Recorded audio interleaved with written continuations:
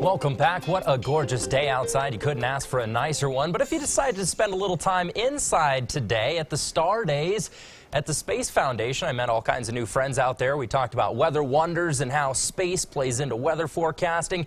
Here's all the folks that showed up for the presentation today. We did about 3 presentations. There was so many people this morning. It was an absolute fun time. If you've never checked that out, it's pretty cool. Science on a Sphere is what they call it. And they've got a big projector that projects onto a 3D sphere, and we can really analyze the weather on that and talk about space. Pretty cool, so thank you all for stopping out to that. Here in the Colorado Springs right now, taking a look out at the ranges, I-25 and Fillmore camera.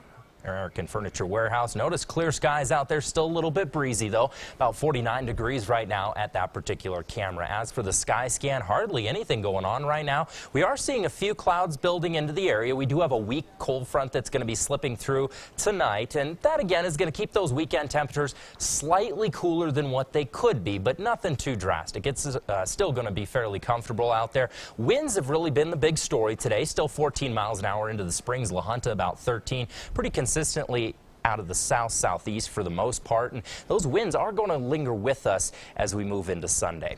As for your skycast, here's how things are going to play out. Again, breezy conditions pretty much for the rest of our evening up and down the I-25 corridor. We're going to see a few clouds build in tonight as well. That's going to help those overnight lows stay a little bit warmer for us, which will be kind of a nice change compared to all the crazy cold weather we've had over the past few. So just a few clouds over top of the area and breezy conditions. Nothing too crazy to worry about there. As for your lows tonight, notice finally nearing that 30-degree mark. 28 here into Pueblo, 27 into the Springs, a few teens and 20s into the high terrain, and even a few 30s out into eastern Colorado. As for your extended forecast, here's how things are going to play out for our Sunday. We're going to start out with just a few wispy clouds over top of the area, much like what we'll see tonight. Those clouds will linger for the most part and then really kind of die down for the most part as the day progresses. We are going to see a shot of moisture though into the high terrain. A few flurries up there, nothing too crazy, but it's going to stay rather dry out into eastern Colorado. As for your highs tomorrow, going to be climbing up to the mid-40s into the Springs and 50s out into eastern Colorado, pushing the 60s.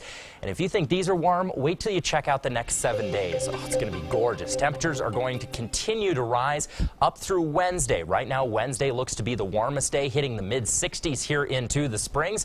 Overnight lows finally getting up to the mid-30s as well. Pueblo, we're going to hit that 69-degree mark. Could even break 70 degrees by Wednesday. Couldn't ask for a nicer one.